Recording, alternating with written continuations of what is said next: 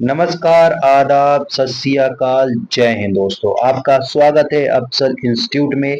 मैं आज आपके लिए क्लास 11th फिजिक्स का थर्मल प्रॉपर्टीज ऑफ मैटर लेके आया हूँ दोस्तों, जो कि पार्ट सेकेंड में है दोस्तों। ठीक है, तो आज हम इस चैप्टर में थर्मल प्रॉपर्टीज ऑफ मैटर के बारे में, उसके सारे फॉर्मूले, सारे जो उसके कॉन्सेप्ट होते हैं, सब हम इसमें देख रहे होंगे। ठीक है, चलिए आइए इस वीडियो में शुरुआत करते हैं दोस्तों। चलिए आगे बात करते हैं। तो पहले हम फोटो को सेट कर लेते हैं और हम पेन के कलर को चूज कर लेते हैं। फिर इसके बाद हमारा काम क्या होता है, ताला को तोड़ते हैं, जादू से जूम कर लेते हैं। लीजिए, जादू से जूम हो गया है। फिर इसे बात करते हैं discussion thermal properties of matter.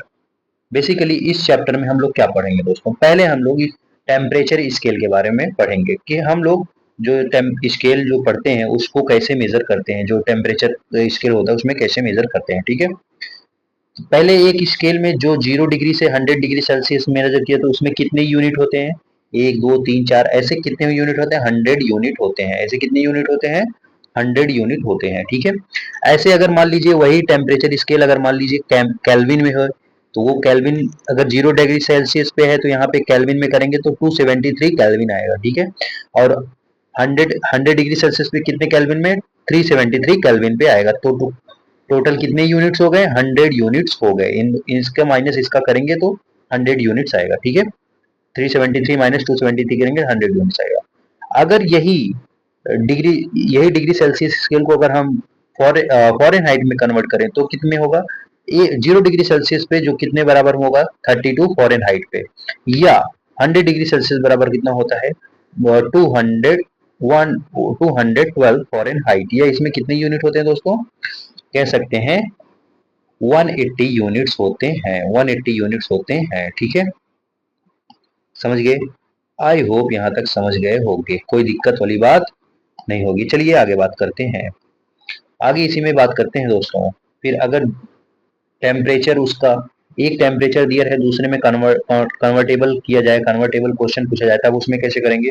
जैसे डिग्री सेल्सियस में अगर पूछा जा रहा है, डिग्री सेल्सियस का अगर पूछा जा रहा है, यहाँ पे डिग्री सेल्सियस में अगर पूछा जा रहा है, सेल्सियस अपॉन में 100 बराबर में केल्विन माइनस 273 अपॉन में 100 बराबर एफ माइनस 32 अपॉन में 180 डिग्री सेल्सियस में 180 डिग्री कर देंगे तो ये आ जाएगा। फॉर एनी स्केल के लिए हम मेजरमेंट ये कर सकते हैं। अगर for conversion of temperature scales to one scale to another scale, one scale में अनदर स्केल में कन्वर्ट करना है, जैसे केल्विन को अगर हम मतलब अगर केल्विन में डिग्री सेल्सियस दिया है, अगर केल्विन में कन्वर्ट कर रहे हैं तब कैसे करेंगे, डिग्री सेल्सियस प्लस 273 में कन्वर्ट कर देंगे। या इसी को हम अगर डिग्री सेल्सियस में दिया रहेगा, मान लीजिए उसमें दिया, किसमें, क्या बोलना चाह रहे हैं हम आपको समझा रहे हैं यहाँ पे, इस पेज पे नेक्स्ट पेज पे लेके मैं ये क्या बोल रहा हूँ। जैसे मान लीजिए यहाँ पे दिया है के बराबर डिग्री सेल्सियस प्लस 273। ठीक है, अगर मान लीजिए यही अगर केल्विन में पूछ लिया जाए तो डिग्री सेल्सियस बराबर होता है के माइनस 273, ये वाला फॉर्मूला निकाल लेंगे इवेल्युएट करके। ठीक है, इसे इस तरफ भेज देंगे, इसे इस तरफ। ठीक है, समझ गए, आई होप यहाँ तक समझ गए होंगे। अगर मान लीजिए डिग्री सेल्सियस को फॉरेन हाइट में कन्वर्ट करना है तो डिग्री सेल्सियस सी अपॉन में 5 बराबर एफ माइनस 32 अपॉन में 9 होता है। आई होप यहाँ समझ गए होंगे। चलिए बात करते हैं नोट पॉइंट की। एसआई यूनिट ऑफ टेम्परेचर किस में होता है, केल्विन में होता है। ठीक है, अगर चेंज इन टेम्परेचर की बात किया जाए तो जो डेल्टा जो के होता है केल्विन में, और डेल्टा सी बराबर होता है 5/9 ऑफ डेल्टा एफ। ठीक है, आई होप यहाँ समझ गए होंगे। Apply for when given temperature होता है। ठीक है, या फॉल इन टेम्परेचर आज क्वेश्चन में जब फॉल इन टेम्परेचर दिया जाए तब यहाँ पे डेल्टा एफ डेल्टा के डेल्टा सी या 5/9 डेल्टा एफ लगा देंगे। अगर एब्सोल्यूट टेम्परेचर पूछ रहा है दोस्तों, एब्सोल्यूट टेम्परेचर पे तो 0 केल्विन पे माइनस 273 डिग्री सेल्सियस या -460 फॉरेन हाइट होता है। आई होप यहाँ तक समझ गए होंगे, कोई दिक्कत नहीं आई होगी। चलिए अगर इसी को हम और समझते हैं तो डेल्टा, अगर डिग्री सेल्सियस में delta T degree Celsius upon 100 delta F upon में 180 डिग्री, ये बराबर होता है 212 माइनस गिवन टेम्परेचर अपॉन में 180 डिग्री सेल्सियस, ऐसे भी कर सकते हैं 180 डिग्री। ठीक है, अगर मान लीजिए यहाँ पे करते हैं thermal expansion of solids, thermal expansion in solid पे कैसे एक्सपेंशन करता है सॉलिड में, आइए देखते हैं। Distance between any two points on a solid increases with increase in temperature. जैसे अगर हम मान लीजिए ये एक सॉलिड है, एक एज्यूम करिए ये सॉलिड है, अगर मैं यहाँ से आग दे रहा हूँ या हीट एनर्जी दे रहा हूँ, तो ये इसके जो एनर्जी से इसके जो जो पास पास जो मॉलिक्यूल होंगे वो थोड़ा दूर जाएंगे, हीट की वजह से थोड़ा दूर जाएंगे, तो इसकी जो डिस्टेंस होगी बढ़ती जाएगी, इसकी डिस्टेंस जो होगी बढ़ती जाएगी जब हम इसे टेम्परेचर इंक्रीज कर देंगे। समझ रहे हो, यही बोल रहा है। आई होप यहाँ समझ गए होगे। लीनियर एक्सपेंशन की बात कर रहे हैं। लीनियर एक्सपेंशन कब होता है, जब चेंज इन लेंथ हो रहा है, तो डेल्टा एल बराबर एल अल्फा डेल्टा टी। यहाँ पे किसका टर्म आया, अल्फा। अल्फा क्या होता है, coefficient of linear expansion, coefficient of linear expansion होता है, कोफिशिएंट ऑफ लीनियर एक्सपेंशन होता है, COLEF। ठीक है, या इसी को लिख सकते हैं एल एफ बराबर होता है एल एफ नॉट या एल नॉट ब्रैकेट में 1 + अल्फा डेल्टा टी होता है।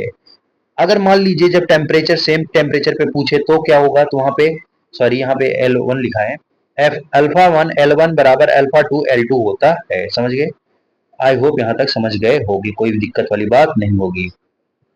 चलिए और बात करते हैं। यहाँ पे देखिए अगर मान लीजिए एक आ, एक स्ट्रिप है जिसका अल्फा बराबर अल्फा दिया हुआ है, तो वहां पे कैसे निकालेंगे, अल्फा इक्विवेलेंट कैसे निकालेंगे उसका, तो alpha one L one plus alpha two L two upon में L one plus L two. L one क्या है, लेंथ है, एल टू क्या है, लेंथ है, अल्फा वन क्या है, linear of coefficient, linear of coefficient first, linear of coefficient second. ठीक है, तब वहां पे ये वाला फॉर्मूला यूज करके निकाल सकते हैं। अब बाई मेटेलिक स्ट्रिप दिया है जहां पे alpha one greater than alpha two, तो यहाँ पे आर्क फॉर्म हो रहा है, तो आर्क यहाँ पे कैसे निकालेंगे, ये आर्क इक्वल टू होता है एंगल इंटू थीटा, ये मैं आपको पहले बताया। अगर मान लीजिए रेडियस बढ़ाएंगे तो आर्क भी बढ़ेगा। समझ गए, रेडियस बढ़ रहा है तो आर्क भी बढ़ेगा। जैसे यहाँ पे देख रहे हैं बाई बाई मेटेलिक स्ट्रिप था, एक सीधा स्ट्रिप था, अब ये चेंज हो रहा है किसमें, थोड़ा सा जब टेम्परेचर बढ़ाओगे तो ये थोड़ा सा मुड़ जा रहा है या टिल्ट हो जा रहा है, वहां पे एक एंगल बन रहा है, जब मिलाओगे तो वहां पे हो जाएगा। आई होप यहाँ तक समझ गए होगे, कोई दिक्कत वाली बात नहीं होगी। Time period of pendulum, pendulum का टाइम पीरियड कैसे निकालते हैं दोस्तों। पेंडुलम पहले तो टाइम पीरियड का फॉर्मूला होता है टी बराबर होता है 2 पाई अंडर रूट में एल अपॉन में जी होता है। ठीक है, अगर एक बॉब वहां से लटका दें तो इसका लेंथ एल कर दें तो वहां पे टी बराबर 2 पाई L/G होता है। लेकिन इसका चेंज इन टाइम पीरियड पूछे डेल्टा टी, तो यहाँ पे half T alpha delta theta, delta theta यहाँ पे क्या है, टेम्परेचर को डिनोट कर रहा है, अल्फा क्या है, कोफिशिएंट ऑफ लीनियर एक्सपेंशन है। अब इस टी को यहाँ पे ला दिया रहा है तो यह कैसे, डेल्टा टी अपॉन में टी बराबर अल्फा डेल्टा थीटा हो जाएगा। आई होप समझ गए होंगे, यहाँ तक कोई दिक्कत वाली बात नहीं थी। चलिए अब बात करते हैं एक बढ़िया फॉर्मूला नेक्स्ट कॉन्सेप्ट की, जिसका बोलते हैं thermal stress and thermal strain क्या होता है। थर्मल स्ट्रेस एफ बराबर होता है गामा ए अल्फा डेल्टा टी, गामा ए अल्फा डेल्टा टी होता है। आई होप यहाँ समझ गए होंगे। या इसे कह सकते हो यंग मॉडुलस, ये कह सकते हो गामा नहीं, यहाँ बोलो यंग मॉडुलस। ये क्या है, ये क्या होगा, यंग्स मॉडुलस। ठीक है, मॉड्यूलस। अल्फा क्या है, कोफिशिएंट ऑफ लीनियर एक्सपेंशन। ये मैं आपको जब solid solid thermo mechanical properties of solid पढ़ा रहा था उसमें भी बताया था। चलिए बात करते हैं ऑन हीटिंग, जब हीट कर रहे हैं the rod try to expand, तो जो रॉड है, एक मान लीजिए लोहे की छड़ी है, जब उसे हीट करोगे तो वो बढ़ने की कोशिश करेगा। Due to the wall rod does not expand, wall की वजह से वो रॉड एक्सपेंड नहीं कर पाएगी। No bending no exchange in length, मान लीजिए एक यहाँ पे मैंने रॉड, एक मैंने यहाँ पे क्या लगा दिया, वॉल लगा दिया, अब यहाँ पे हीट कर रहे हैं, अब इसकी बाउंड्री फिक्स हो गई, आप हीट देते रहो, ये इसकी इंक्रीज नहीं होगी, इसकी लेंथ भी फिक्स हो जाएगी, उसकी साइज भी फिक्स हो जाएगी। आई होप यहाँ तक समझ गए होंगे, कोई दिक्कत वाली बात नहीं होगी। चलिए आगे बात करते हैं इसी में। मान लीजिए सुपरफिशियल और एरियल एक्सपेंशन जब फॉर्मूला निकालना होगा तब वो फॉर्मूला क्या होगा, डेल्टा ए बराबर ए बीटा डेल्टा टी। यहाँ पे बीटा क्या है, कोफिशिएंट ऑफ एरियल एक्सपेंशन। क्या है, कोफिशिएंट ऑफ एरियल एक्सपेंशन। या इसी को हम और ब्रॉड टर्म में लिख सकते हैं क्या, अल ए बराबर ए नॉट ब्रैकेट में 1 plus beta into delta T होता है। वॉल्यूम ऑफ क्यूबिकल एक्सपेंशन, अगर मान लीजिए एक क्यूब है उसको मैं इंक्रीज कर रहा हूँ चारों तरफ से, तब तो वहां डेल्टा बी बराबर होता है D not gamma delta T. यहाँ पे गामा क्या है, यहाँ गामा जो होता है कोफिशिएंट ऑफ वॉल्यूमेट्रिक एक्सपेंशन होता है, कोफिशिएंट ऑफ वॉल्यूमेट्रिक एक्सपेंशन होता है। v बराबर v नॉट ब्रैकेट में 1 प्लस गामा डेल्टा टी होगा। अब अल्फा बीटा और गामा में रिलेशन पूछता है दोस्तों, अल्फा बीटा गामा में रिलेशन क्या होता है, तो अल्फा बराबर होता है बीटा बाई 2 या गामा बाई 3 होता है। आप इससे रिलेशन निकाल सकते हो, कोई दिक्कत वाली बात नहीं है। आइए बात करते हैं variation of density with temperature. Temperature के साथ डेंसिटी में क्या वेरिएशन होता है। डेल्टा रो बराबर होता है रो नॉट गामा डेल्टा टी। ठीक है, गामा क्या है, गामा जो है आपका कोफिशिएंट ऑफ वॉल्यूमेट्रिक एक्सपेंशन ही है। और या इसी लिख सकते हैं रो बराबर रो नॉट ब्रैकेट में 1 प्लस गामा डेल्टा टी होता है। अगर हम टेम्परेचर को इंक्रीज कर रहे हैं, वॉल्यूम को इंक्रीज कर रहे हैं, तो अगर टेम्परेचर इंक्रीज कर रहे हैं तो वॉल्यूम इंक्रीज हो रहा है, इससे क्या होगा, डेंसिटी डिक्रीज होगी। डेंसिटी इक्वल टू होती है मास बाई वॉल्यूम। अगर ये इंक्रीज होगा तो ये डिक्रीज होगा, जाहिर सी बात है, इसमें कोई बड़ी बात नहीं थी, आपको समझ में आ गया होगा। आइए बात करते हैं calorimetric measurement of heat. Calorimetric measurement of heat ये क्या होता है, इसका एसआई यूनिट जूल होता है। और एक जूल में कितनी कैलोरी होती, एक कैलोरी में कितनी जूल होती है, वन, एक कैलोरी में 4.2 जूल होती हैं दोस्तों। ठीक है, हीट बराबर क्या होता है, क्यू। हीट को कैसे रिप्रेजेंट करते हैं, क्यू या डेल्टा क्यू से, या एच या डेल्टा एच से रिप्रेजेंट करते हैं। आइए बात करते हैं स्पेसिफिक हीट कैपेसिटी, एक नया टर्म की बात करेंगे जिसे हम या एस या स्मॉल सी से रिप्रेजेंट करेंगे, स्मॉल सी से रिप्रेजेंट करेंगे। इसे कैसे डिफाइन करते हैं दोस्तों, amount of heat required to raise the temperature of unit mass of the body by unit degree centigrade. इसे बेसिकली ये देखिए यहाँ पे क्या बोल रहा है, अमाउंट ऑफ हीट रिक्वायर्ड, कितना हीट चाहिए, to raise the temperature of unit mass, to raise the temperature of unit mass of by unit degree Celsius. 1 degree Celsius से एक मास से कितना रेज करेंगे आप टेम्परेचर को, उसी को बोलते हैं स्पेसिफिक हीट कैपेसिटी दोस्तों। ठीक है, आई होप यहाँ तक समझ में आ गया होगा।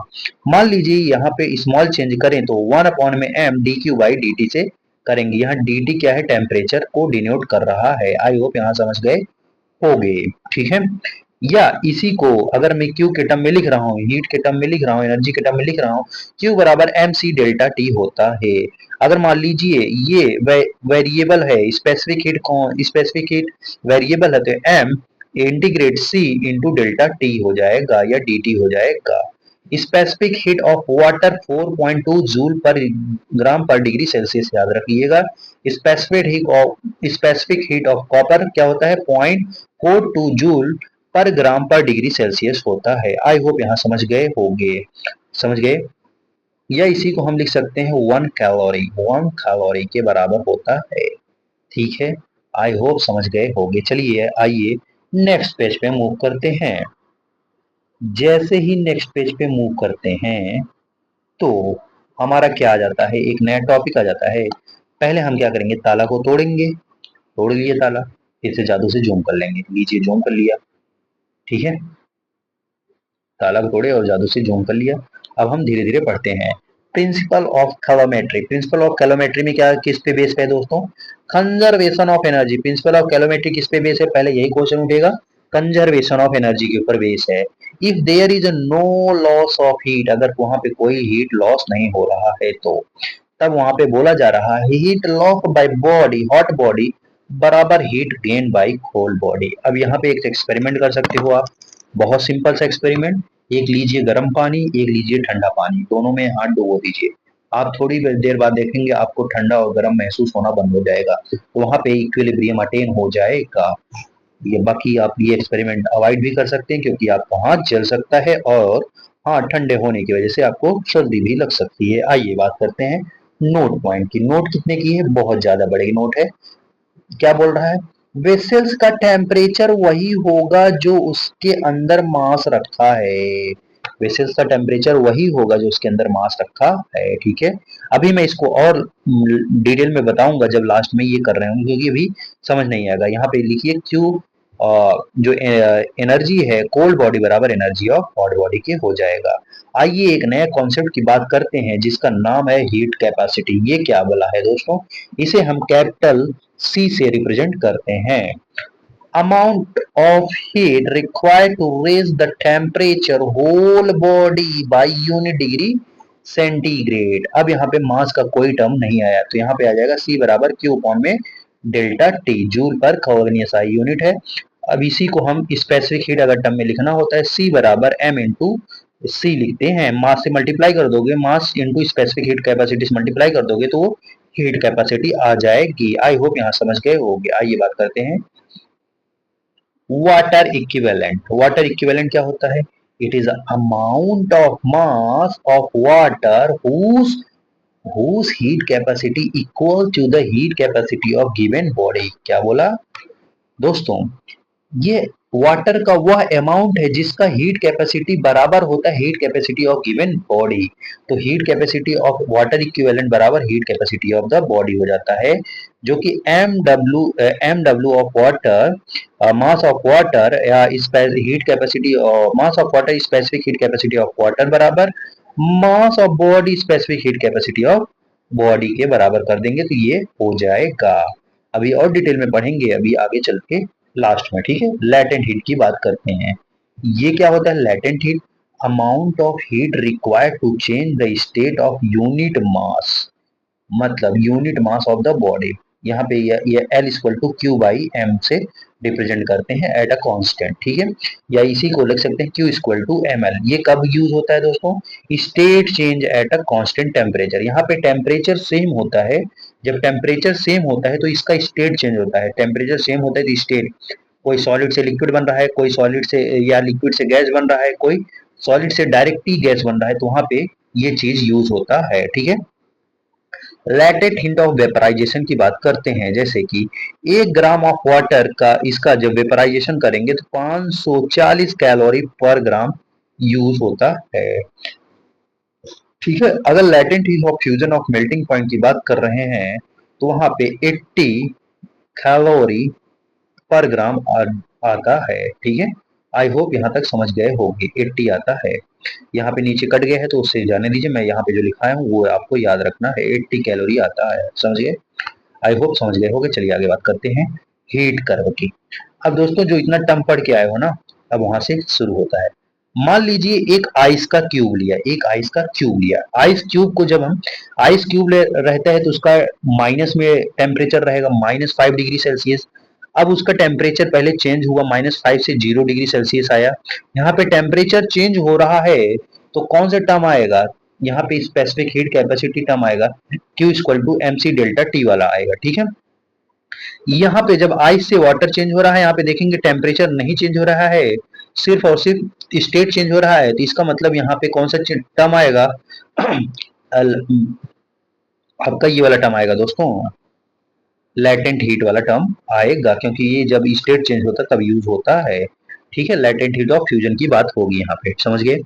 जब वाटर 0 डिग्री वाटर कन्वर्ट हो रहा है 100 डिग्री सेल्सियस ऑफ वाटर में, तब यहाँ पे कौन सा टर्म आएगा? Q equal to M C delta T वाला ये हो जाएगा, क्योंकि टेम्परेचर चेंज हो रहा है। यहाँ पे फिर देखेंगे 100 डिग्री वाटर जो है 100 डिग्री स्टीम में चेंज हो रहा है, 100 डिग्री गैसेस में चेंज हो रहा है, ये मतलब लिक्विड में था ये गैसेस में आ जाएगा। यहाँ भी देखेंगे क्या इसमें चेंज हो रहा है, स्टेट में चेंज हो रहा है, मतलब उसके फेज चेंज हो रहा है, तो यहाँ पे Q equal to M L का टर्म यूज हो जाएगा। फिर अगला अगेन फिर टेम्परेचर चेंज हो रहा है, तो Q equal to M C delta T आएगा। पहले आइस से किस में गया? वाटर में। फिर ऐसे देखिए, पहले यहाँ पे देखिए टेम्परेचर चेंज हो रहा है, टेम्परेचर चेंज हो रहा है, फिर इसके बाद टेम्परेचर कांस्टेंट, तो यहाँ पे आइस से लिक्विड में गया, फिर टेम्परेचर चेंज कर रहे हैं, फिर यहाँ से लिक्विड से किस में गया, वो आए उसमें गया स्टीम में, फिर टेम्परेचर चेंज कर रहे हैं। आई होप यहाँ समझ गए होगे, कोई दिक्कत वाली बात नहीं होगी। चलिए आगे बात करते हैं। एक चीज यहाँ पे है, स्लोप इक्वल टू होता है 1 अपॉन हीट कैपेसिटी, ये भी आपको याद रखना पड़ेगा, डायरेक्ट क्वेश्चन में पूछ लिया जाएगा अगर पूछा जाएगा तो। हीट ट्रांसफर की बात करते हैं। हीट ट्रांसफर कितने मेथड से हो सकता है बेसिकली दोस्तों। मोड ऑफ हीट ट्रांसफर हमारे पास 3 मोड हैं दोस्तों, अभी तक 3 मोड हैं। कौन कौन से हैं? Conduction, convention, radiation. तो एक एक करके हम इसमें डिटेल में बात करेंगे। पहले बात करते हैं कंडक्शन की, जो कि मोस्ट इंपॉर्टेंट है इस टॉपिक के लिए। कंडक्शन क्या होता है? Occur due to the oscillation of heat, heat के ऑसिलेशन के कारण ये कंडक्शन होता है। जनरली कहाँ होता है? जनरली ऑकर इन सॉलिड्स, ज्यादातर कहाँ होता है? सॉलिड में होता है। एक रॉड है, इसका टेम्परेचर यहाँ पे मान लीजिए हीट दे रहे हैं तो T1 है, और यहाँ तक धीरे धीरे पहुंचते पहुंचते T2 हो जाता है। समझ गए? और यही होता है कंडक्शन। मान लीजिए एक रॉड है, अब यहाँ से मतलब हम लोग रोटी सेकते हैं, चिमटा होता है, चिमटा क्या करते हैं, यहाँ से सेक रहे हैं, यहाँ पे रोटी जब सेकते हैं दोस्तों, जब उसे आग से निकालते हैं तो यहाँ पे वो क्या हो जाता है, ज्यादा हीट अप हो जाता है। अगर मैं मान लीजिए बाई चांस चिमटा को बीच से पकड़ रहा हूँ तो हमारे हाथ जल्दी से हो जाएगा। अगर मैं यहाँ पकड़ रहा हूँ, देखिए हम लोग साइंस का यूज कर रहे हैं, यहाँ पकड़ रहे हैं तो यहाँ पे मतलब क्या हो रहा है, तो वहां पे हीट का ट्रांसफर कम होता जा रहा है, यहाँ से आते आते कम हो जा रहा है, तो वो कम जलता है, वहां पे पता ही नहीं चलता। ठीक है, लेकिन मान लीजिए यहाँ पकड़ लेते हैं, बाई चांस कभी कभी रोटी सेकते सेकते आ जाता है हाथ, तो हमारे हाथ जल जाता है। समझ गए? आई होप समझ गए होंगे, कोई बड़ी बात नहीं थी। वेरिएबल स्टेट या स्टडी स्टेट की बात करेंगे दोस्तों। यहाँ पे देखेंगे पहले और दूसरा तीसरा में अगर देखेंगे तो वो क्या है, वेरिएबल स्टेट है, लेकिन चौथा स्टेट क्या है, वो स्टडी स्टेट की बात कर रहे हैं। अंडर स्टडी स्टेट में क्या होता है, temperature of different cross section constant होता है, अलग अलग क्रॉस सेक्शन में टेम्परेचर कांस्टेंट होता है। Heat passing each cross section is same, her cross section पे जो हीट पास हो रहा है वो कैसा होगा, सेम अमाउंट में होगा। अमाउंट ऑफ हीट रिक्वायर्ड यहाँ पे क्यू डायरेक्टली प्रोपोर्शनल होता है डेल्टा टी टेम्परेचर के, directly proportional area, directly proportional time, a inversely proportional to length. तो यहाँ पे एक नया कांस्टेंट के आ जाता है, तो एक फॉर्मूला बन जाता है, क्यू बराबर होता है K A delta T upon में एल इंटू अपॉन में एल इंटू टी होता है। ठीक है, ये क्यू क्या है, अमाउंट ऑफ हीट या हीट ट्रांसफर होता है। एसआई यूनिट क्या होता है के का, जूल पर, जूल पर क्या है, सेस्मिक मीटर या केल्विन होता है। जब इसका डायमेंशन निकालेंगे M L T minus Q T minus three के पावर -1 होता है। ये thermal conductivity depends upon material, thermal conductivity किसके ऊपर डिपेंड करता है, यानी कि किसके ऊपर डिपेंड करता है, ये डिपेंड करता है ओनली ऑन मटेरियल के ऊपर डिपेंड करता है। आई होप यहाँ तक पढ़ गए होंगे, कोई दिक्कत वाली बात नहीं होगी, अगर दिक्कत होगी तो आप कमेंट करके पूछ लीजिएगा। बाकी हीट ट्रांसफर की बात करते हैं, हीट करंट की। अब यहाँ पे देखिए कट गया है तो मैं अगले पेज में बात करता हूँ इस चीज की। तो देखिए जो हीट ट्रांसफर होता है, हीट क्या बोला, हीट ट्रांसफर या हीट करंट, हीट करंट की बात करते हैं। हीट करंट जो होता है क्या होता है, Q अपॉन में T होता है, Q अपॉन में T होता है। T क्या है, टाइम होता है। अब Q का फॉर्मूला हम लोग ने पढ़ लिया है, क्या होता है, K A delta T into T upon में एल इंटू अपॉन में इसको मल्टीप्लाई करें, टी से टी कट जाएगा, तो एच बराबर आएगा के ए डेल्टा टी अपॉन में एल आता है। तो ये इंपॉर्टेंट फॉर्मूला हो जाएगा। समझ गए? आई होप समझ गए होंगे, समझ गए कि नहीं? आई होप यहाँ तक आपको समझ में आ गया होगा। या H बराबर होता है डेल्टा टी अपॉन में आर, आर यहाँ से क्या है, रजिस्टेंस है, क्या है, रजिस्टेंस होता है। ठीक है, आर क्या होता है, रजिस्टेंस, रजिस्टेंस होता है। समझ गए? चलिए आइए नेक्स्ट पेज पे आ गए हैं, तो नेक्स्ट पेज पे आते हैं, ताला तोड़ते हैं और इसे जूम कर लेते हैं। जूम करने के बाद आइए बात करते हैं टेम्परेचर ग्रेडियंट की। टेम्परेचर ग्रेडियंट क्या होता है, it is assume that temperature varies linearly with the length at steady state. एक स्टेडी स्टेट पे टेम्परेचर का जो लेंथ होता है वो अलग अलग होता है, ठीक। Temperature varies linearly with length at steady state. Steady state में दोस्तों टेम्परेचर अलग अलग होता है। जैसे टेम्परेचर अपॉन में डिस्टेंस करेंगे तो ये स्लोप होता है क्या, टेम्परेचर ग्रेडियंट की बात करते हैं। जो जैसे मैं आपको पहले बता के आया हूँ, अगर मान लीजिए कोई भी दिया गया एटम, वहां पे उसके डिवाइड बाई लेंथ करेंगे तो वो ग्रेडियंट टर्म आ जाता है। जैसे प्रेशर अपॉन में लेंथ करेंगे तो प्रेशर ग्रेडियंट आ जाएगा। तो अगर मान लीजिए कोई कोई भी टर्म ले रहे हैं तो उसमें अगर लेंथ से डिवाइड कर देंगे तो उसका ग्रेडियंट टर्म आ जाता है। जैसे यहाँ पे हीट बराबर होता है K A delta T upon में delta T D X upon में D T, D X D T upon में D X, D T upon में डी एक्स, ये क्या होगा, टेम्परेचर ग्रेडियंट होता है। तो इसका स्लोप क्या होता है, माइनस डी टी अपॉन में डी एक्स होता है, जो कि निगेटिव स्लोप होता है, किसको डिपेंड करता है, टेम्परेचर ग्रेडियंट को। आई होप यहाँ तक समझ गए होगे, कोई दिक्कत वाली बात नहीं होगी। स्लोप जो होता है टेन थीटा बराबर होता है तो डी टी अपॉन में डी एक्स हो जाता है। थर्मल रेजिस्टेंस की बात करते हैं। थर्मल रेजिस्टेंस एच बराबर होता है K A delta T upon में एल बराबर टी अपॉन में डेल्टा टी अपॉन में आर। डेल्टा टी को लिख सकते हैं T one minus T to upon में आर होता है। आर क्या है, रेजिस्टेंस होता है, ठीक है। मान लीजिए एक रॉड है, यहाँ पे टेम्परेचर T1 है और इस तरफ है टेम्परेचर 2, लेंथ है L, तो इसका डेल्टा टी यहाँ पे है एच दिया है और कंडक्टिविटी इसका क्या दिया है, के दिया हुआ है, ठीक है। तब इसका अगर मान लीजिए एक सीरीज एक मीडिया, इसका सीरीज में कॉम्बिनेशन करते हैं, क्या करते हैं, सीरीज में इसको ज्वाइन करते हैं। सीरीज मतलब लगातार ऐसे धीरे धीरे जोड़ते हैं, एक के बाद एक के बाद, ऐसे एक पेन है फिर इसके बाद ये वाला फिर इसके बाद ये, ऐसे जोड़ रहे हैं सीरीज में। तो ये क्या हो गया, सीरीज कॉम्बिनेशन। अब सीरीज में जोड़ रहे हैं तो सीरीज में हम लोग आगे चल के 12th में जब पढ़ेंगे दोस्तों, आर इक्विवेलेंट वहां पे पढ़ा जाता है, क्योंकि वहां पे सीरीज में क्या सेम होता है, करंट सेम हो जाता है। करंट सेम की वजह से वहां पे आर इक्विवेलेंट होता है R one plus R two हो जाता है। और यहाँ पे आर बराबर होता है आर, आर क्या होता है, रेजिस्टेंस। रेजिस्टेंस बराबर होता है एल अपॉन में के इंटू ए होता है। बहुत इंपॉर्टेंट फॉर्मूला है दोस्तों, इसी से आता है, ठीक है, एल अपॉन में के इंटू ए।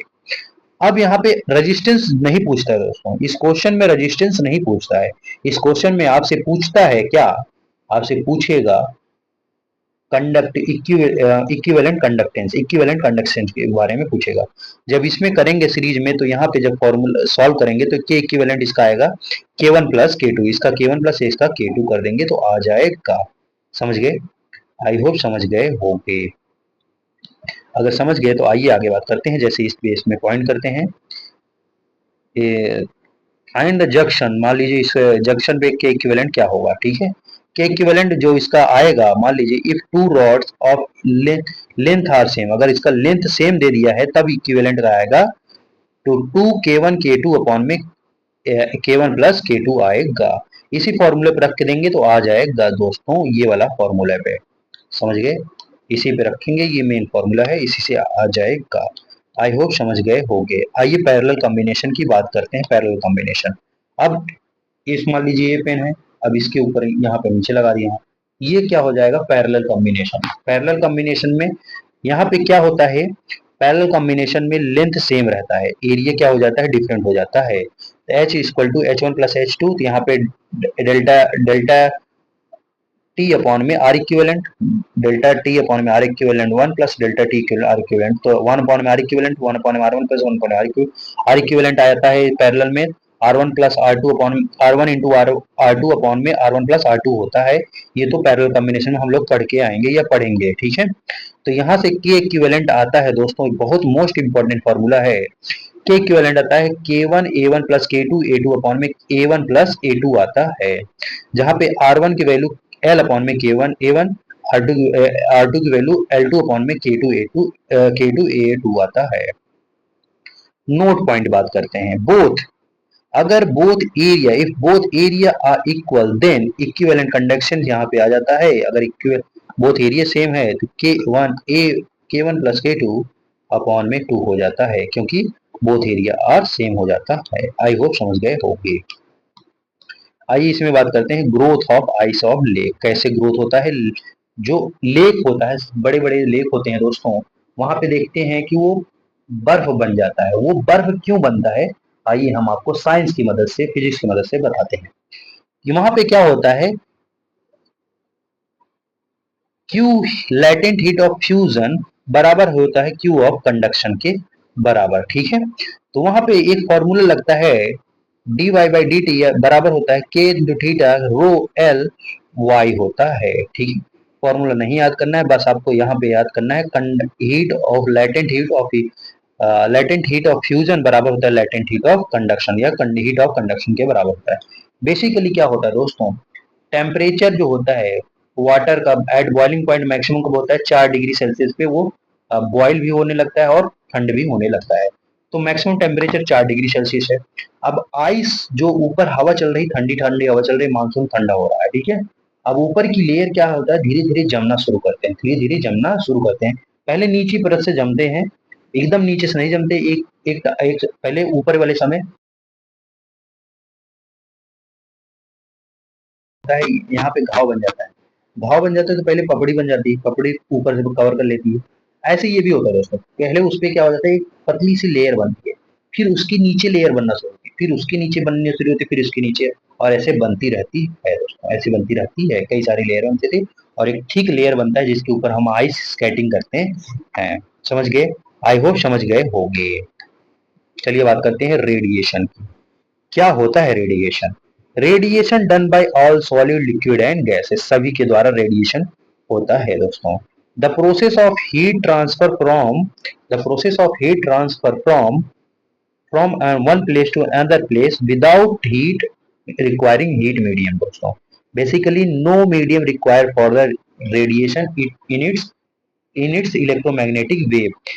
मतलब वैक्यूम में ये बेसिकली रेडिएशन कहाँ होता है, वैक्यूम में होता है। क्या होता है दोस्तों, इसमें हीट का ट्रांसफर कराया जाता है इसमें, लेकिन विदाउट एनी मीडियम, कोई मीडियम के मदद से, बिना किसी मीडियम के मदद से। आप जैसे जानते होंगे जो सन होता है, सन का जो रोशनी आता है अर्थ पे, तो वो कैसा होता है, क्या वो किसी मीडियम से होके आता है? वहां पे तो कोई मीडियम नहीं, अब वहां सन से आएगा रिफ्लेक्ट होके और यहाँ पे लाइट पड़ता है, तो वो सन का जो लाइट आ रहा है वो कैसे आ रहा है, रेडिएशन के थ्रू आ रहा है। और ये किसमें होता है, सभी में होता है, सॉलिड में भी होता है, लिक्विड में होता है, गैसेस में भी होता है। Radiation in mixtures of electromagnetic wave ranging from infrared radiation to the ultraviolet radiation. ठीक है, समझ गए? आई होप यहाँ तक समझ गए होंगे। अब previous theory of heat exchange की बात करते हैं। All body emits radiation at all except किस टेम्परेचर पे, हीट रेडिएशन पे। All body observe heat radiation fall on it at all temperature पे बात करते हैं। अमाउंट ऑफ इमिशन और absorption depends on the temperature and materials of the body की बात कर रहा है। ठीक है, आई होप यहाँ तक समझ में आ रहा होगा, कोई दिक्कत वाली बात नहीं होगी। अब देखिए कोल्ड बॉडी में क्या होता है दोस्तों, टी सराउंडिंग ग्रेटर देन होता है टी बॉडी से। हॉट बॉडी में टी सराउंडिंग लेस देन होता है टी बॉडी से। इक्विलिब्रियम में टी सराउंडिंग बराबर टी बॉडी से होता है। यहाँ पे अगर सराउंडिंग ज्यादा है तो एब्जॉर्प्शन ज्यादा होगा, इमिशन कम होगा। अगर बॉडी का टेम्परेचर ज्यादा है, इमिशन ज्यादा होगा, एब्जॉर्प्शन कम होगा। अगर सराउंडिंग और बॉडी की टेम्परेचर सेम है, एब्जॉर्प्शन बराबर इमिशन हो जाएगा। अब बात करते हैं इमिसिव पावर की, क्या होता है। हीट रेडिएट और इमिट पर unit area per unit temperature की बात करते हैं। यहाँ पे E बराबर Q अपॉन में A इंटू टी होता है, यह डायरेक्टली प्रोपोर्शनल होता है टेम्परेचर की पावर को, जो कि स्टेफेंस लॉ की बात करेंगे आगे। E बराबर होता है, E डायरेक्टली प्रोपोर्शनल टेम्परेचर पे, और किसके प्रोपोर्शनल होता है, और किसके बराबर होता है दोस्तों, वेवलेंथ के बराबर होता है। ये हम आगे पढ़ेंगे। यूनिट क्या होता है, जूल मीटर स्क्वायर पर सेस्मिक स्क्वायर, या वाट अपॉन में मीटर स्क्वायर होता है। समझ गए? आई होप यहाँ पे कोई दिक्कत समझ नहीं आया होगा तो बताइएगा। चलिए आगे बात करते हैं। आगे अपना नेक्स्ट पेज आ गया दोस्तों। नेक्स्ट पेज में क्या करते हैं, पहले ताला को तोड़ेंगे और इसे जूम कर लेंगे। लीजिए जूम कर लिया। अब इसमें क्या पढ़ेंगे, एब्जॉर्प्टिव पावर के बारे में बात करेंगे। एब्जॉर्प्टिव पावर एक क्या होता है, percentage of heat absorption out of total, जो टोटल हीट एब्जॉर्ब हुआ इसमें कितना हीट एब्जॉर्ब होता है। यह ए बराबर कैसे लिखते हैं, heat absorb of the body upon में heat incident on the body. मान लीजिए जो टोटल हीट इंसिडेंट हुआ बॉडी पे, उसने कितना एब्जॉर्ब किया, वही होता है एब्जॉर्प्टिव पावर। एब्जॉर्प्टिव पावर हमेशा एक से कम ही होती है, एब्जॉर्प्टिव पावर हमेशा एक से कम होती है। आइए ब्लैक बॉडी की बात करते हैं। ब्लैक बॉडी क्या होता है, काला बॉडी क्या होता है। बेसिकली आप जो समझते हो ब्लैक बॉडी वो अलग होता है, यहाँ पे जो है अलग होता है। Black body sun and star, जैसे कि एक सन जो है एक ब्लैक बॉडी की तरह काम कर सकता है, एक स्टार जो है ब्लैक बॉडी की तरह काम कर सकता है। An ideal black body absorbs all the radiation of all the wavelength falling on it completely at any temperature at any adjacent angle। दोस्तों क्या बोल रहा है बेसिकली दोस्तों, जब हम ब्लैक बॉडी में, एक मान लीजिए ब्लैक बॉडी है, उसके ऊपर में एक काली की पूरी बॉडी है, अगर मैं इसके ऊपर लाइट डाल रहा हूँ, सारे लाइट को एब्जॉर्ब कर ले, कोई भी लाइट आए, कोई भी चीज आए, उसको एब्जॉर्ब कर ले, जाने ही ना दे, तो वो होता है आइडियल ब्लैक बॉडी होता है बेसिकली दोस्तों। ठीक है, अब यहाँ पे बात करते हैं, ए जो होता है बराबर वन किसका होता है, absorptive power one, any of lambda जिसका वन होता है, जीरो रिफ्लेक्शन जिसका जीरो रिफ्लेक्शन हो, या जीरो ट्रांसमिटेशन हो, मतलब कोई उसमें ट्रांसमिटेशन हो ही ना, मतलब लाइट आ रहा है पूरा एब्जॉर्ब कर रहे, रिफ्लेक्ट, जैसे अगर आप हमारी बॉडी को देख पा रहे हो, तो एक तरफ से लाइट आ रही है, लाइट आ रही है और फिर रिफ्लेक्ट हो रही है, तो मतलब वो रिफ्लेक्ट की होने की वजह से आप मुझे देख पा रहे हो। अगर मेरे अंदर ऐसी कोई शक्ति आ जाती, ये जो सारी लाइट आ रही है मैं अपने अंदर इसे एब्जॉर्ब कर लेता, तो आप मुझे देख नहीं पाते, मैं एक ब्लैक बॉडी की तरह काम करता। ठीक है, समझ गए कि नहीं? आई होप समझ गए होंगे। एग्जाम्पल में ब्लैक बॉडी जैसे सन होता है, the stars and the lamps, graphite, platinum, gold and isotherms bodies होते हैं। When a perfectly black body heated to the suitable temperature, it emits all type of radiation at all possibles। ठीक है, अगर एक perfectly black body को हम ले रहे हैं और उसे इमिट मतलब उसे टेम्परेचर दे रहे हैं, उसे एक सर्टेन टेम्परेचर दे रहे हैं, और वो देखेंगे थोड़ी देर बाद वो हर एक रेडिएशन को निकालेगा, क्योंकि वो हर एक रेडिएशन को एब्जॉर्ब कर रहा है, तो एक सर्टेन टेम्परेचर वो हर एक रेडिएशन को निकालेगा, इंफ्रावायलेट रे, इंफ्रारेड, यूवी रेड, सब कुछ भी निकालेगा। आई होप समझ गए होंगे। अब यहाँ तक समझ गए हो तो आइए एक नेक्स्ट टॉपिक पे चलते हैं जिसका नाम है किरचॉफ लॉ दोस्तों। अभी बेसिकली बहुत इंतजार कर रहे हो कि किरचॉफ लॉ कहाँ गया, आइए बताते हैं किरचॉफ लॉ के बारे में। दर क्या होता है, इन्होंने बोला किरचॉफ साहब ने कि the ratio of emissive power and absorptive power of any body is for a given for a given a lambda at a temperature is a constant, then equal to the emissive power of the black body at a same temperature। दोस्तों क्या बोला, जब ratio of emissive power या absorptive power of any body for a given body of emission body, जब बोलते हैं ये वाले को, क्या बोला, ये क्या है एब्जॉर्प्टिव पावर, सॉरी, जब एब्जॉर्प्टिव पावर ये इसका गिवन है लैम्डा, एट किसी भी टेम्परेचर पे दिया है वो कांस्टेंट रहे, तब वो इक्वल हो जाएगा, equal to emissive power of the black body, किसके बराबर हो जाएगा, ब्लैक बॉडी के इक्वल हो जाएगा। आई होप समझ गए होंगे किसी टेम्परेचर पे, जैसे कि ई एक्स अपॉन में ए एक्स, ई वाई अपॉन में ए वाई बराबर ई बी अपॉन में ई बी, क्या है ब्लैक बॉडी अपॉन में वन होता है। ठीक है, ब्लैक बॉडी किसका होता है, वन होता है। अब यहाँ पे एक टर्म समझोगे किरचॉफ लॉ से, उन्होंने क्या बताया था, किरचॉफ लॉ बोले थे good emitter are good absorber. एक गुड इमीटर क्या होता है, गुड एब्जॉर्बर होता है, और bad emitter are bad absorber. या समझ गए, समझ गए कि नहीं? ये गुड इमीटर गुड एब्जॉर्बर होता है और बैड इमीटर बैड एब्जॉर्बर होता है। समझ गए? अब आइए कलर ऑफ ऑब्जेक्ट की बात करते हैं। मान लीजिए एक सन है, सन होता है, सन से व्हाइट लाइट निकलता है, इंसिडेंट हुआ किसी रेड ऑब्जेक्ट पे, किसी रेड ऑब्जेक्ट पे, और रिफ्लेक्ट किया, कैसे, रेड लाइट को रिफ्लेक्ट किया। ठीक है, green light at high temperature colourful, emissive power maximum for green colour, किसके लिए मैक्सिमम होगा, ग्रीन कलर के लिए। Absorptive power is maximum for white से रेड तक गया, ग्रीन कलर के लिए मैक्सिमम हो जाता है। उसके एवरेज निकालेंगे, व्हाइट से रेड के बीच के एवरेज निकालेंगे तो ग्रीन कलर आएगा। समझ गए? आई होप यहाँ तक समझ गए होंगे, कोई बात नहीं, नहीं समझे तो आइए हम दूसरी बात करते हैं। जैसे ये सन है, सन व्हाइट लाइट निकाल रहा है और ये ब्लैक बॉडी पे पड़ रहा है, ब्लैक एक ऑब्जेक्ट है उस पर पड़ रहा है, और ब्लैक ऑब्जेक्ट पड़ रहा है तो वो सारे लाइट को क्या करेगा, एब्जॉर्ब कर लेगा।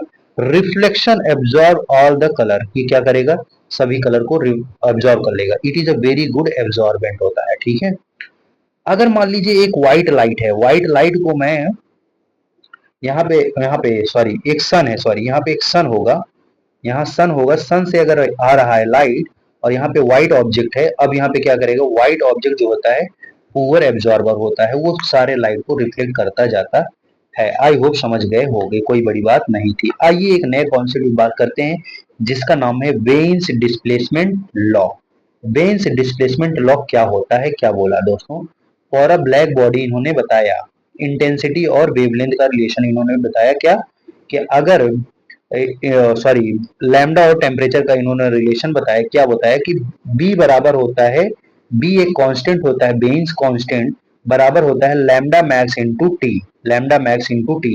ये इन्होंने बताया था जो लैम्डा इनवर्सली प्रोपोर्शन होता है टेम्परेचर के, ठीक है, यह लैम्डा बराबर बी बाई टी होता है, ठीक है। बी का कांस्टेंट वैल्यू होता है 2.898 इंटू 10 की पावर 3 होता है, या इसी को कांस्टेंट जब बोल दिए तो लैम्डा 1 T1 बराबर लैम्डा 2 TT होता है। आई होप समझ गए होंगे। अब इसका इंटेंसिटी और वेवलेंथ का एक ग्राफ दिया है दोस्तों, आप यहाँ पे देख लीजिए। मान लीजिए पहले का लैम्डा मैक्स, फिर दूसरे का, फिर तीसरे का, तो किस यहाँ पे टेम्परेचर T1 T2 T3, अब यहाँ पे कौन सा टेम्परेचर ज्यादा होगा? जैसे आप देख पा रहे हो T3 ज्यादा होगा T2 से, फिर T2 ज्यादा होगा T1 से। एरिया सबसे ज्यादा किसका होगा? एरिया सबसे ज्यादा 3 का होगा, फिर 2 का, तब 1 का होगा। एनर्जी ज्यादा किसका होगा? एनर्जी सबसे ज्यादा 3 का होगा, फिर 2 का, तब 1 का। लैम्डा मैक्सिमम किसका होगा? लैम्डा किसका सबसे ज्यादा होगा? लैम्डा 3 सबसे कम, फिर 2 का होगा, तब 1 का होगा। आई होप यहाँ तक समझ गए होंगे। आइए बात करते हैं colour of radiation and temperature की बात करते हैं। विबग्योर कलर होता है, टेम्परेचर इंक्रीज करोगे लैम्डा इंक्रीज करेगा, lambda inversely proportional to temperature. Blue body है, हीट और हीट कर रहे हैं, टेम्परेचर इंक्रीज कर रहे हैं तो रेड में कन्वर्ट, फिर रेड को हीट कर रहे हैं तो येलो में, टेम्परेचर इंक्रीज कर रहे हैं तो हाई टेम्परेचर पर कर रहे हैं तो एक हाईएस्ट टेम्परेचर इंक्रीज होता जाएगा और वेवलेंथ इसका क्या करेगा? डिक्रीज करेगा। तब यहाँ पे पूछा जाता है हॉटेस्ट बॉडी कौन होता है? मान लीजिए जब हाई टेम्परेचर पे कौन होता है? ब्लू कलर सबसे ज्यादा, फिर येलो कलर, तब रेड कलर होता है। जब एक लाइट जलती है उसमें सबसे ज्यादा हीट कौन देगा? एक ब्लू कलर सबसे ज्यादा जो जलती है वो जलती है, फिर येलो कलर जलेगी, फिर इसके बाद रेड कलर होती है। आई होप समझ गए होंगे। आइए एक नए लॉ के बारे में पढ़ते हैं, Stephens Boltzmann law. Stephens Boltzmann law क्या बोलता है? फॉर परफेक्टली ब्लैक बॉडी के लिए, ये भी इन्होंने बताया था, क्या इन्होंने बताया? इंटेंसिटी डायरेक्टली प्रोपोर्शनल होता है टेम्परेचर की पावर 4। तब इन्होंने एक रिलेशन निकाला, तो हीट जो होता है क्यू बराबर होता है सिग्मा ए टी की पावर 4 इंटू टी होता है, ठीक है। सिग्मा क्या है? एक बोल्ट्जमैन कांस्टेंट है, या सी बोल्ट्जमैन कांस्टेंट या सी स्टेफन सिग्मा कांस्टेंट है। इसका वैल्यू होता है 5.67 इंटू 10 की पावर -8, 5.67 इंटू 10 की पावर -8 होता है। आई होप समझ गए होंगे। चलिए अगर समझ गए होंगे तो आइए नेक्स्ट पेज पे चलते हैं। नेक्स्ट पेज पे क्या होता है? ताला को हम तोड़ेंगे और जादू से हम क्या कर लेंगे? जूम कर लेंगे। लीजिए जूम कर लिया जादू से। अब यहाँ पे हम बात करेंगे किसकी? In terms of rate of heat या रेडिएशन बराबर 1 होता है। Q equal to sigma A T की पावर 4 इंटू 2। पावर क्या होता है? डी क्यू अपॉन में डी टी, तो यहाँ पे सिग्मा ए टी की पावर 4 हो जाएगा। पावर बराबर होता है सिग्मा ए टी की पावर 4 होता है। रेट जहां जहां पावर पावर वाला फॉर्मूला वहां वहां यूज होगा। क्या बोला? रेट जहां जहां पावर वाला फॉर्मूला वहां वहां यूज होगा, ठीक है।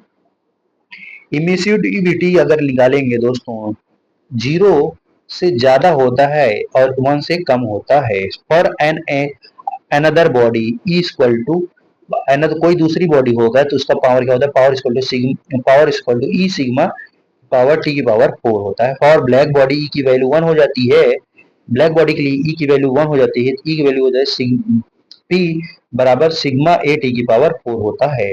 और एनी अदर बॉडी है जहाँ पे ई की वैल्यू लेस देन 1 है, तो वहां पे क्या होता है? पी बराबर होता है ई सिग्मा ए टी की पावर 4। क्वेश्चन में अगर ऐसे बॉडी दे दिया जाए तो वहां पे क्वेश्चन में ई की वैल्यू आपको जरूर जरूर दिया रहेगा, ठीक है। एट अ गिवन टेम्परेचर, ये समझ लीजिए कि ई की वैल्यू हमेशा 1 से कम ही रहेगा, ये याद रखिएगा। At a given temperature, heat radiated by black bodies maximum. Heat radiated by black bodies maximum.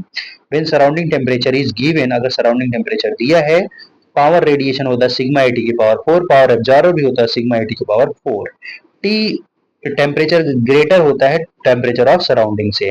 Net power radiation जो होता है सिग्मा एट टी की पावर 4 माइनस टी की पावर 4 होता है, ठीक है। जब रेडिएशन और एब्जॉर्प्शन दोनों आ जाते हैं तब यहाँ पे नेट पावर की वैल्यू पूछता है, ये वाला फॉर्मूला यूज करके लगा सकते हैं यूजिंग वेन्स लॉ। अब वेन्स लॉ के यूज करके हम क्या निकालते हैं? Black body lambda one T one be constant हो जाता है, तो यहाँ पे तो हम क्या निकालेंगे, power inversely proportional to lambda lambda की पावर 1/λ⁴। ठीक है, तो यहाँ पे P बराबर होता है सिग्मा एटी की पावर 4। यहाँ टेम्परेचर को रिप्लेस करेंगे लैम्डा से, टेम्परेचर को रिप्लेस करेंगे लैम्डा से, तो सिग्मा ए बी लैम्डा की पावर 4, तो यहाँ पे इनवर्सली हो जाएगा, तो P बराबर होता है, P डायरेक्टली प्रोपोर्शनल होता है T की पावर 4 और इनवर्सली प्रोपोर्शनल होता है 1/λ की पावर 4 होता है। आई होप यहाँ तक समझ गए होंगे। अगर समझ गए होगे तो आइए आगे बात करते हैं। Radiant energy per unit area at distance R from black body per unit area. एक ब्लैक बॉडी है, उसके आर रेडियस है, उसे कितना पढ़ लगेगा, पावर अपॉन में एरिया होता है सिग्मा आर स्क्वायर टी की पावर 4 अपॉन में आर स्क्वायर होता है। आई होप यहाँ तक कोई दिक्कत नहीं होगी। आइए आगे बात करते हैं। न्यूटन्स लॉ ऑफ कूलिंग की बात कर लेते हैं दोस्तों। न्यूटन्स लॉ ऑफ कूलिंग की बात करते हैं। अब यहाँ पे न्यूटन्स लॉ ऑफ कूलिंग की बात करते हैं, तो इसका एक फॉर्मूला बेसिकली आप याद रखिए, डायरेक्ट कि एक बॉडी है, मतलब एक बॉडी है, उसका टेम्परेचर T1 है, T2 है, और T2 जो होता है सराउंडिंग टेम्परेचर, फिर इसके बाद ये चला जाता है कहाँ, सराउंडिंग टेम्परेचर पे फॉल होके। ठीक है, तो रेट ऑफ कूलिंग का T1 माइनस T2 अपॉन में T, rate of cooling directly proportional TB minus T0 होता है। फिर जब इसका फॉर्मूला पे रखेंगे तो इसका फॉर्मूला जो बनता है ये बहुत ज्यादा इंपॉर्टेंट है। T1 temperature 1 minus temperature 2 upon में टी क्या है, टाइम है, बराबर के थर्मल कंडक्टिविटी है, ब्रैकेट में T1 प्लस T2 अपॉन में 2 माइनस में एस क्या है, सराउंडिंग टेम्परेचर होता है।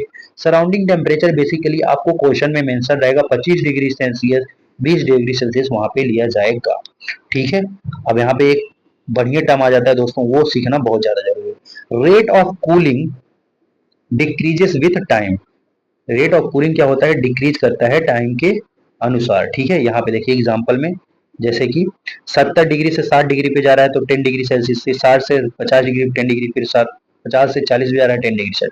T1 T2 T3, तो यहाँ पे T3 सबसे ज्यादा, फिर T2 फिर T1 होता है। समझ गए, ऐसा होगा। अब मान लीजिए कोई बॉडी दिया है, कोई बॉडी दिया है, उसके जंक्शन में मान लीजिए यहाँ पे एक ऐसे करके मैं बॉडी बना दे रहा हूँ, आप समझ जाएंगे। ये है एक बॉडी, ये है एक बॉडी। ठीक है, ये है एक बॉडी, इसका टेम्परेचर, इसका K1, इसका K1, इसका K2, इसका K है, इसका K पूछा गया है, K1 K2 दिया है। ठीक है, तो इसका K पूछा गया है, टेम्परेचर एट जंक्शन क्या होगा। टेम्परेचर एट जंक्शन निकालना है, सॉरी ऐसे नहीं बनेगा, ये दूसरा हो जाएगा। मैं कुल मिला के मैं ऐसे दे देता हूँ। एक लीनियर रॉड है, उसको मैं इस कलर से कर देता हूँ। एक दूसरा रॉड है। ठीक है, इसका जो दिया है K1 θ1 लेंथ L1। ठीक है, और यहाँ पे जो ब्लू कलर दिया है K2 θ2 L2 दिया हुआ है। तब यहाँ पे टेम्परेचर एंड जंक्शन पूछता है, इस जंक्शन पे कितना टेम्परेचर होगा, तो K1 θ1 L2 बराबर होता है, मतलब K1 θ1 L2 plus K2 θ2 L1 upon में K1 L2 अपॉन प्लस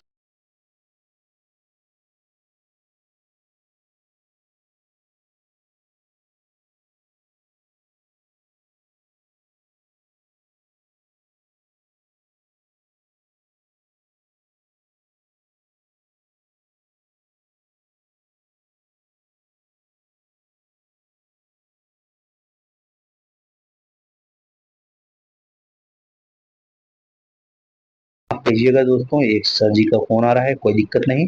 पहले मैं इसे क्या करते हैं, ताला तोड़ते हैं, इसे जूम कर लेते हैं। जूम करेंगे, ये जूम कर लिए, तब बात करते हैं कन्वेंशन की। कन्वेंशन क्या होता है, mode of heat transfer by actual motion of matter. Actual इसमें मैटर का मोशन होता है। It involves bulk transport of fluid. इसमें क्या होता है, बल्क में ट्रांसपोर्ट होता है किसका, फ्लूइड्स का। ठीक है, जैसे कि ट्रेड विंड, ये ट्रेड विंड होता है फ्रॉम नॉर्थ कोस्ट से इक्वेटर पे आता है। फोर्स एसी, एसी क्या है दोस्तों, हमको एसी कहाँ लगाना चाहिए, बेसिकली जब रूम में लगाते हैं एसी, नीचे लगाना चाहिए कि ऊपर लगाना चाहिए। बेसिकली हम आपको आज कॉन्सेप्ट क्लियर कर दे हैं, ऊपर लगाना चाहिए। क्यों ऊपर लगाना चाहिए, एसी ऊपर इसलिए लगाना चाहिए दोस्तों, जब वहां पे जब वहां पे फ्लो ऑफ एयर होगा तो वहां पे हाई से लो होता है, हाई से लो होता है। और हीटर कहाँ लगाना चाहिए? नीचे लगाना चाहिए, क्योंकि वो डेंसिटी को बढ़ा देता है, वो डेंसिटी को बढ़ा देता है तो नीचे से ऊपर आता है। जैसे वो डेंसिटी को कम कर देता है तो मतलब डेंसिटी उसके अंदर ज्यादा वजन हो जाता है। एयर, एसी क्या होता है? हवा को फेंकता है ठंडा ठंडा। वो क्या करता है? वो डेंसिटी को कम कर, मतलब डेंसिटी को बढ़ा देता है, सॉरी, डेंसिटी को बढ़ाएगा तो वो एयर का मॉलिक्यूल नीचे आएगा, एयर का मॉलिक्यूल नीचे आएगा, जो हमको ठंडा ठंडा महसूस होता है। और जो अगर मान लीजिए हीट लगा रहे हैं, हीट लगाएंगे तो क्या होगा? उसकी जो डेंसिटी होता है कम हो जाएगा, डेंसिटी कम हो जाएगा तो वो ऊपर जाएगा। तो इसलिए नीचे क्या लगाना चाहिए? हीटर लगाना चाहिए। ऊपर लगाना चाहिए एसी। समझ गए कि नहीं? आप समझ गए? जिसके यहाँ गलत तरीके से लगा उसे सही करवाइए। Heat heater in a room या human circulatory system, human circulatory system भी इसकी तरह काम कर रहा है, कन्वेंशन के मेथड पे काम कर रहा है। दोस्तों समझ गए? आई होप समझ गए होंगे। चलिए आगे बात करते हैं। मिक्सचर ऑफ आइस का क्वेश्चन बहुत पूछता है। Mixture of ice water at T degree Celsius, तब वहां पे मास पूछता है। Mass of ice at 0 kelvin is mix with water, water water gram, मतलब W gram of water at T degree Celsius. तब वहां पे कैसे निकालेंगे? दोस्तों देखिए, इसके 3 केस बनाएंगे।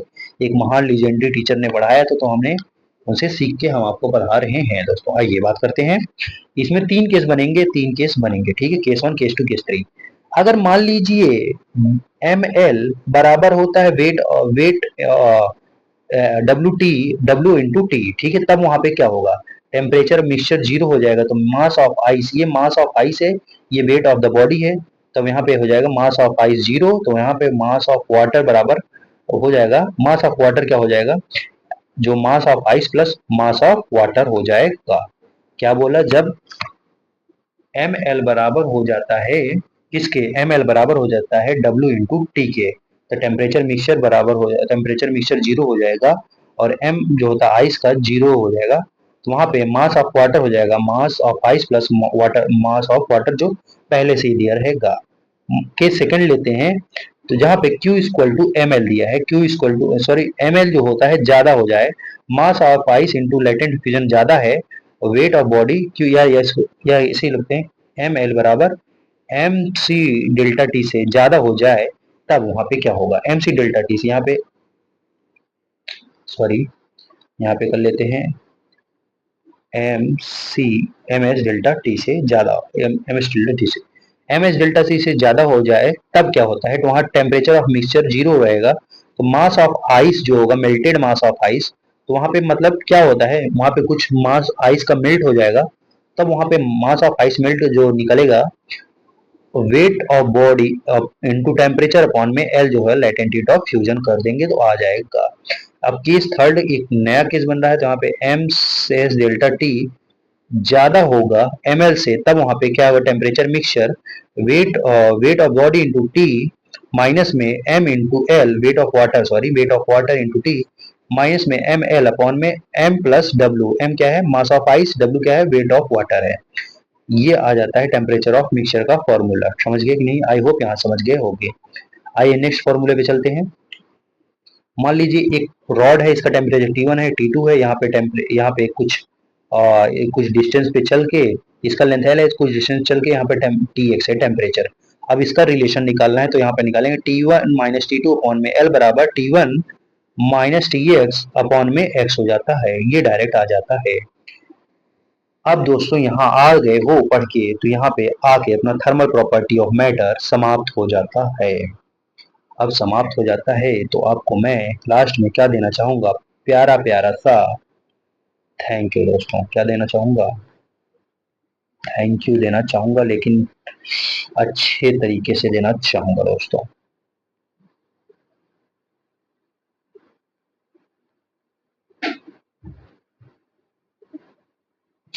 एक मिनट, हम सही से लिख के ही जाएंगे चाहे जो हो जाए, ठीक है?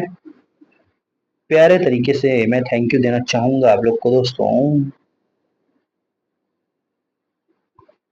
Thank you, thank you, thank you. और एक प्यारी सी नन्ही मुन्नी सी, एक प्यारी सी नन्ही मुन्नी सी आप लोग को देना चाहेंगे। राजा बाहुबली स्माइल दोस्तों, ठीक है, समझ गए कि नहीं? तो अब इसी के साथ अपना थर्मल प्रॉपर्टीज ऑफ मैटर खत्म हो गया। और आज के लिए दोस्तों मैं आप लोग को बोलना चाहूंगा, हैप्पी दिवाली। आप लोग एंजॉय करिए, मस्त रहिए, खाइए पिए और फैमिली के साथ टाइम स्पेंड करिए, जो कि बहुत अच्छा आपको लगेगा, ठीक है। और जो पटाखे उठाके हैं दोस्तों, उनसे ज़्यादा थोड़ा दूर ही रहिए, क्योंकि हाथ वाथ जलने का डर रहता है। बाकी इंजॉय के लिए एक दो ठो फोड़ फाड़ लीजिएगा, दूसरे के घर में ना जाए, ये सही रहेगा, ठीक है। मेरे तरफ से आप लोग को बेस्ट विशेष, आपके फैमिली को बेस्ट विशेष। और आप लोग खुश रहिए, ऐसे पढ़ते रहिए, मुस्कुराते रहिए और आगे बढ़ते रहिए अपने लक्ष्य की तरफ दोस्तों, ठीक है। चलिए यहाँ पे पहुँचते हैं और बोलते हैं नमस्कार। मिलते हैं अगले वीडियो में दोस्तों।